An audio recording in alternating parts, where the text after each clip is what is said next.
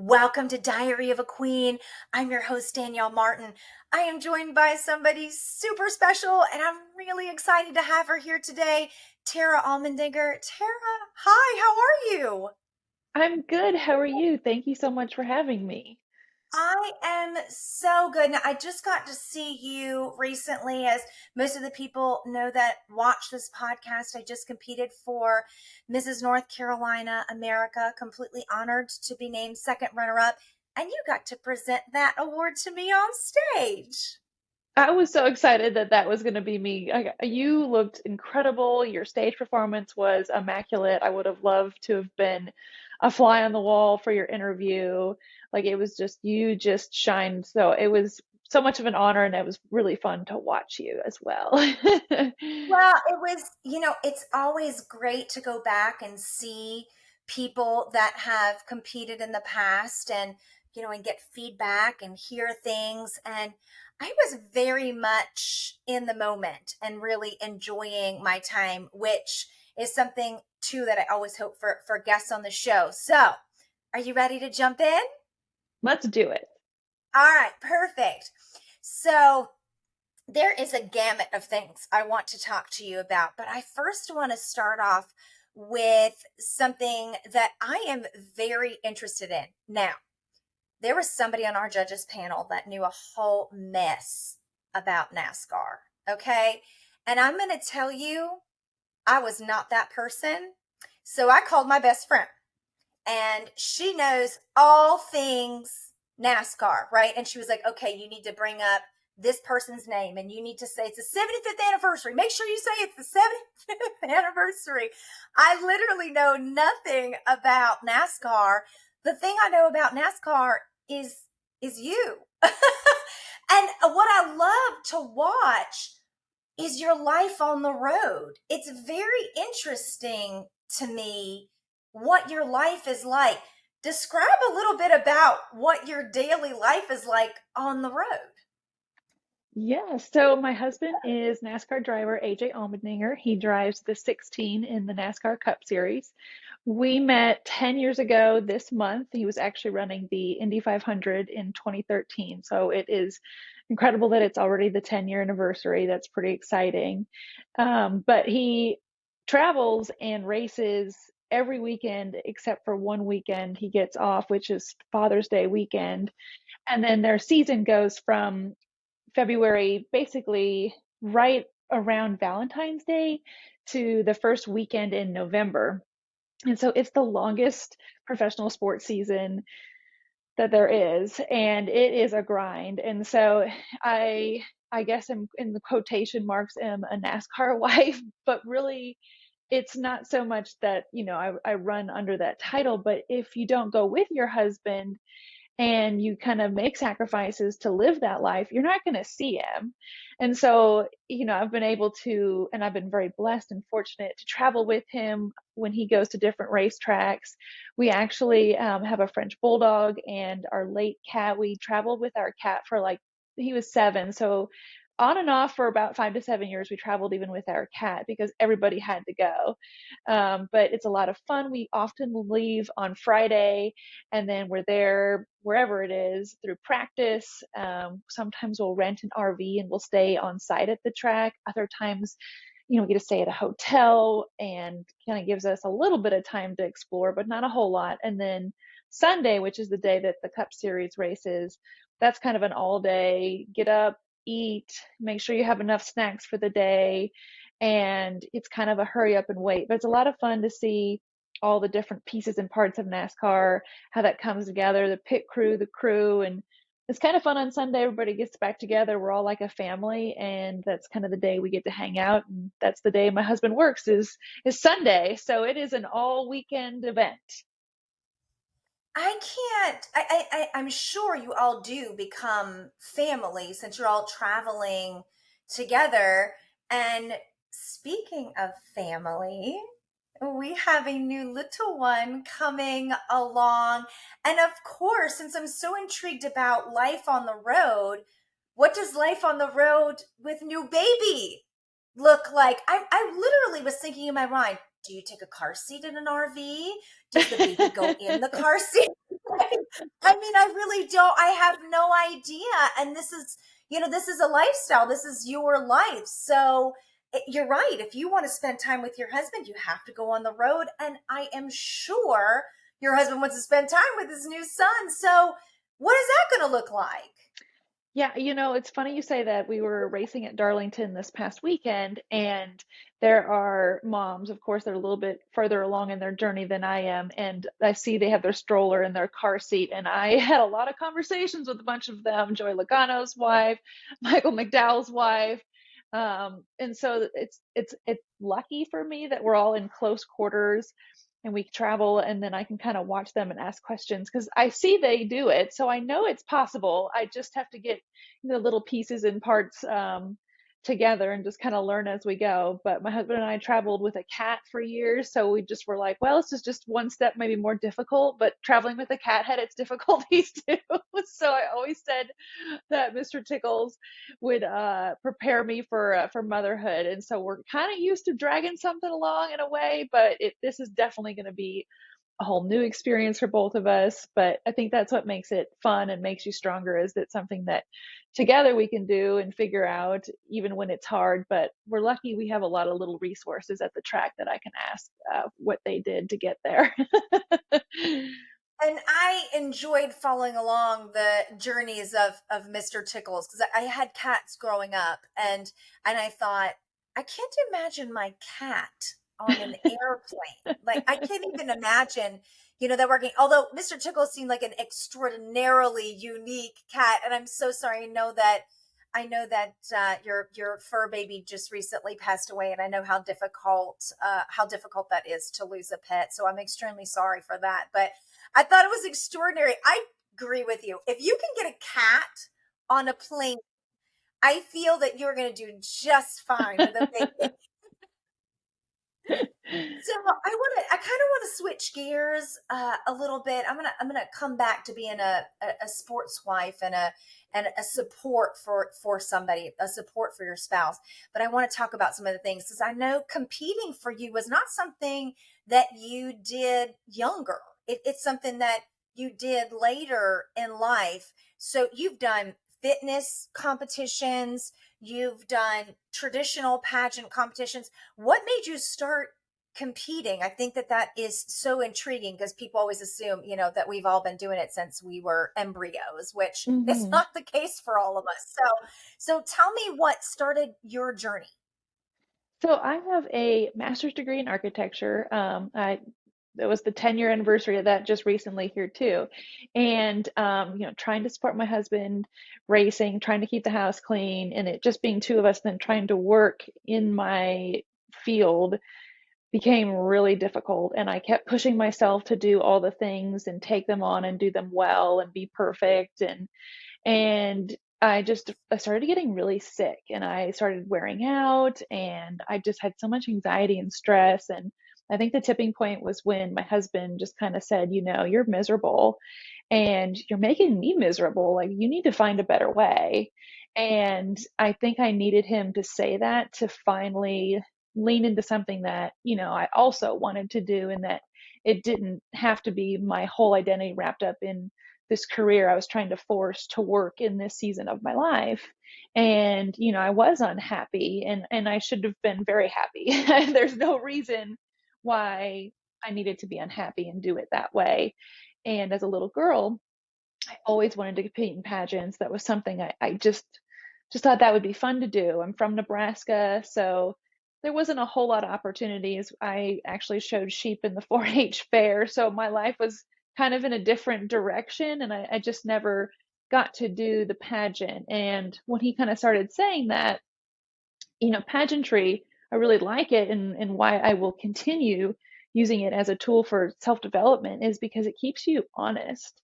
You have to ask yourself questions, the who am I and what do I believe and what do I really stand for and what is it that I really want to leave an impact and a mark on. And, for me, sitting in front of a computer drafting all day, I felt responsible for more of an impact, and I was more of a people person. And, just being behind that computer for 14 hours a day wasn't where I felt deep down in my soul I needed to be either. So I had to hold my feet to the fire and make that change. And so it was actually right before COVID that I just signed up. And I think I had like a month to go before the pageant. Like my goal wasn't necessarily to win. I thought I could win. I wanted to win, but it was just to get a roadmap because it was just like, I need to free myself. I just need to do this and start this path. And I was fortunate to finish first runner up my first pageant. And then, through that process, I realized like it was like therapy, talk therapy, learning how to interview, describe yourself. It turned out to be, a great thing for me to help let go of some of the things I couldn't control, move on from the career overwhelming thing that I had to be an architect right then and there, and support a professional athlete, who has a name. It wasn't just going to happen at once. And so pageantry really freed me. And then I was excited to keep competing. And I'd always wanted to do the fitness competitions. And funny enough, I was always like, I want to do this before I get pregnant for sure. And it wasn't, my husband and I weren't trying to get pregnant, but there was a time even last summer where I was in the supermarket and I was like, wow, I did it. I did the fitness competition twice. I've done two pageants. Like I kept that promise to myself and I was so proud. And I think, people sometimes often struggle and try to get pregnant because they're so focused on it. But I felt almost like prepared as a vessel. I felt a release and there wasn't any pressure. And so I think that's why even we were able to get pregnant without trying because we were just both, in a better, more balanced place. And pageantry helped me get there. I think that's so incredible. And you touched on so many things that I think are super important. First, I would like to be honest. I'd like to be honest here with anybody that is going to be watching this podcast, because I think that's where, when we're real and we're authentic, that's where we really learn and open up and can absorb things. But, the fact that your spouse said, you're miserable, right? And I think that there's a lesson there in learning that we're our spouse's support team, right? So it's a really great thing in life to be able to have communication like that with your spouse, where you can say, hey, I'm your buddy too, right? We're partners, we're lovers, but we're friends too. And hey, what you're going through is not good. The other thing that I did not know that you had a master's in architecture. So now I know that you are stunning and brilliant. That is so fantastic. And the reason that I'm bringing this up is I did not start pageantry as a very, very, very young person. I was in my very early 20s. And I remember being mindful about telling people that I was going to compete because I was afraid of the stereotype that might come along with that. And it was funny because I feel about pageantry almost when you were talking, I was smiling and laughing to myself, thinking how you feel about pageantry as a self development tool is exactly how I feel. I feel motivated. I feel strong in mind, body, and spirit. I feel driven. It gives me purpose. And because I get asked all the time, oh my goodness, you're almost 50, just gave my age, you're almost 50 years old. Why in the world would you continue to do this? Well, first off, I had a long conversation today with a very good friend, Katie Clatterball, about age. And we talked about that. We talked about being, my age and the stereotypes that come along with that. And we talked about, continuing and wanting to do pageantry no matter what age and stage that you are in life, and how important it is to find your thing, right? Your thing in life that drives you. So I'm so happy that you said that, because the stereotypes that can tend to come along with it are you're unintelligent, it's trite and silly. So I'm very happy that you said that. Hmm. Well, thank you. And So yeah, it's yeah, been fun. I'm glad. I'm glad that you enjoy it. Now, pageantry for you, is it something that's going to continue on after baby? Yes, like I have a short list of ones that I want to do as soon as I can. I know I don't definitely want to rush into it, but I have a plan of recovery, and I kind of know the general time frame of some of these pageants. But yeah, I mean, it's just one of those things that makes you excited. It makes you look forward to the future. And I do think it helps you set small and short term immediate goals that help sort of move you along in the direction that keeps you happy. And I know a lot of women struggle with postpartum, and so I think for me, even having this wish and goal and want to keep competing, and almost specific goals for the next one, I think is going to help me be a better mom. And that's what helped, me watching my mom. She played club volleyball or basketball, and we were expected to go along with it as well. And how important it is that the mom is healthy to do things, because they're the servant of the household, they're the healer, they're and it's important for them to be healthy and happy so that the rest of the family is. So that was something I'm excited to even show my son. And now I have something like, I really want to win that national or even international title. And how cool would that be to do it in front of your kid? And so it's just given me even more excitement and purpose now being a mom, because I've competed against a lot of moms who I've just like, I just want to thank to say, I needed to see you doing what you were doing because I wanted to see that it was possible, because I envisioned that for myself. So anybody that is continuing to compete regardless of their age, but I just think it's more important that the older the person is and the more excited about life she is, like to me that's even more attractive. And like you still need role models and you still need people to look up to. And so I'm just like, yes, please keep going, because I need to know it's possible and that people are doing it and enjoying it as well. So I love the whole aspect of pageantry, especially Mrs. Pageantry in that way, because all of us showing up is just another way to keep encouraging each other and ourselves.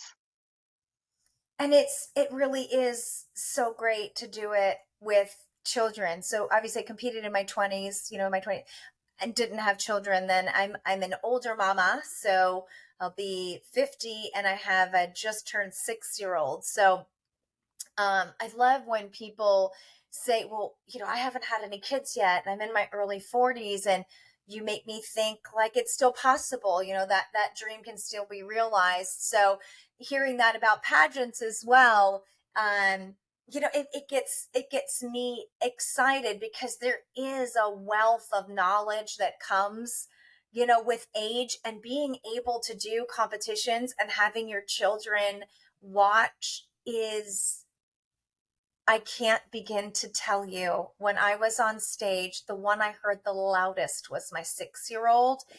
And I'm backstage. By the way, you become a boo-hooer the instant you become a mother. Like, if you're not a crier now, all of a sudden you're like, oh, it's a Bear aspirin commercial. Like, you cry over everything. So I'm backstage and I was like, okay, stop yelling, honey, because you're making me tear up. But it's so awesome. And I kept on thinking to myself, win or lose, my kids saw me work hard for something and achieve something, because afterwards I made very sure that I told them it's wonderful to win that crown. It's wonderful to win that title. But what I gained was knowledge, friendships, self development. There's things that you don't always win the trophy, right? But you win something. There is no such thing as failing. I'm a big believer in that. You don't ever fail. You either, you gain and you learn. You just don't fail.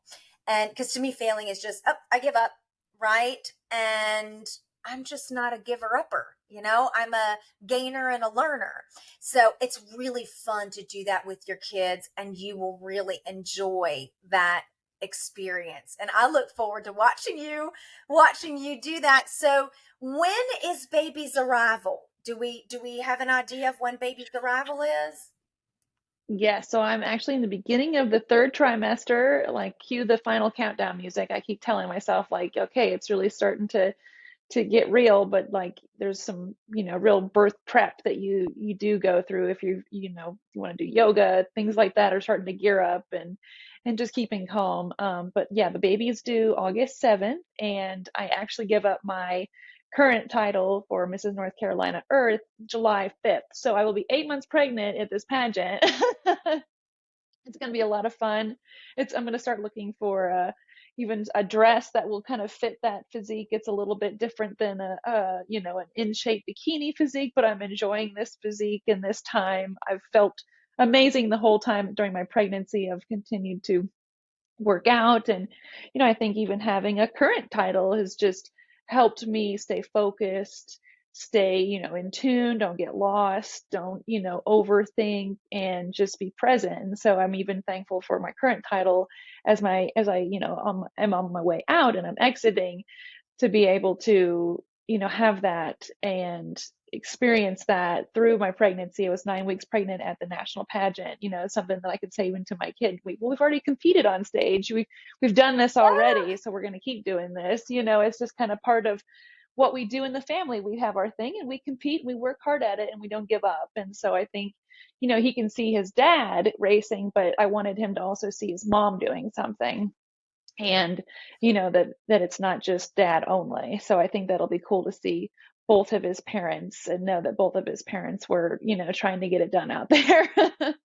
Two of the greatest pieces of advice I was ever given about motherhood, I would love to share with you. First, it's really easy to get down about how you feel about your body afterwards, right? And so and being competitors, and being a fitness competitor, it's very easy to do. And what somebody told me that really resonated with me was to embrace what my body had just done, this incredible act of just an absolute miracle. I mean, it's the most incredible thing you will ever go through. And just to know what your body has gone through, and to give yourself time and grace, because it's it is difficult, because as a woman you always want to feel beautiful and attractive, and you just have to, I feel, learn during that time that attractive is knowing what your body has just what your body has just gone through. And the other thing to be what the other piece of advice is knowing that you can always ask for help. And that is help in advice for the baby, help in, I'm not feeling just right after this baby. You want to make sure you keep in check for postpartum and everything. So, realizing that your body has just created the biggest miracle that there ever is on this earth, and knowing that you can always ask for help. I think those two things were probably the best pieces of advice that I ever got about motherhood. And of course, at the end of the day, taking time out for you and your spouse. It's very easy to get absorbed in baby, as you should be, because it's such a divine time of life. But to take some time out for your spouse. And I kind of want to circle back, to talk about your husband a little bit.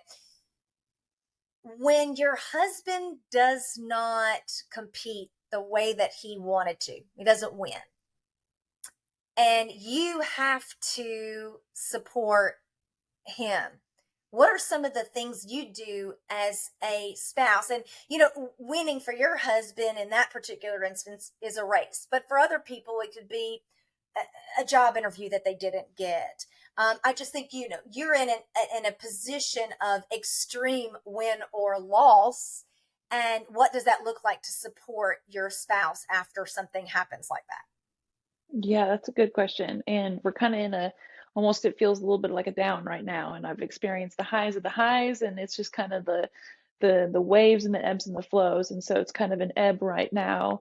And when it does that, I'm somebody that doesn't kind of hover or demand a lot of things. And so I know that he likes to go golf, and he needs that time outside and that decompression time. And so I'm not that wife that's like, when are you golfing? When are you home? You didn't, I completely understanding, he's like, oh, I have golf today. I'm like, great, have a great day. And I've never, bugged him or said, no, you couldn't do that. Where I hear a lot of husbands get nagged by their wife about golfing. And that was really something, even in the beginning, we agreed wouldn't do. Like if he needs to go do something or wants to go do something because he is working so hard and he's making that sacrifice, like I have had to become strong enough and thick skinned to know it's nothing to do with me and not take it personal. Because if you start getting emotional and you start letting your emotions go up and down and you're not in check, then that's when that really starts affecting him, especially. And so for me, it's doing the work to stay physically and emotionally and mentally strong and available for him and not needing someone when I feel like I'm like, "Oh, I'd really love to spend some quality time with my husband, but he just isn't really available for that because it's tough right now and he needs to just be golfing with friends." It has nothing to do with me. It's nothing, he sees me at night, we spend time, we still carve that time out. But for me to be independent enough and have my own thing is really how I support him. I mean, there's not a whole lot I can do to help him other than just make sure that things are kept up around the house and that he's fed and that he doesn't have to have anything or a honey-do list, that he has no responsibilities. Like I will handle, I'm the, if there's something is broke, I will fix it or I will find someone. Like he doesn't have to do any of that. So I make sure that like I pick up all the other pieces so that he can just be detached and he can kind of, find his way to recover. And, other than that, it's just kind of giving him his space just to let him kind of deal with his emotions too. Right. Well, Tara, thank you so much. I mean, you have touched on so many things that I know are going to resonate with people. Not everybody know, I'm one of them. Not everybody knows everything about NASCAR. Not everybody knows what it's like to be the wife of somebody in sports. But what we do know is we need to support our spouse. And what does that look like for different people? And I'm always looking for guests on the show to be able to have great advice on the different life skills that we need as wives, as mothers. And you are in such a beautiful season of life. I hope and pray that you enjoy every second of it. You're going to be told a million times it goes by so fast. And to be present is very difficult because it's a busy time and a busy season of life. But it is very true. It goes by so quickly. I know you're going to enjoy this season of life. And with all of that being said, I love for my guests at the end of the show to give one piece of advice. If there was one piece of advice that you could give to anybody that is watching, it could be about anything. It could be about work, it could be about pageants, it could be about pregnancy, it could be about whatever you would like it to be. What would that one piece of advice be? I think the one piece of advice is just continue to seek peace and burn the past daily. We talk about that in karate a lot, and finding ways to let go. And it doesn't mean that you can just brush it off and just let it go. I want to give grace here as well. I really want to challenge people to like dig deep and find out like what's really bothering you or holding you back. And so continue to challenge yourself and seek peace. And if there's something that you need to or want to let go, make that your focus. And on the other side of that, you are going to feel so much freedom and so much happiness and hope for life. I promise you. Tara, thank you so much. I appreciate you being on this show. I have enjoyed watching your journey. I can't wait to see what your motherhood journey looks like. And for anybody that is watching right now, like the episode, it gives us an opportunity to be able to know what we can utilize to connect with you, and subscribe to the channel because it also lets us give you notifications of all the new people that are coming on. We are chock full of amazing guests over the next 7 to 8 months. And I'm excited to share all of those people's lives with you. Tara, thank you so much. I really appreciate you being on the show. And this has been Diary of a Queen.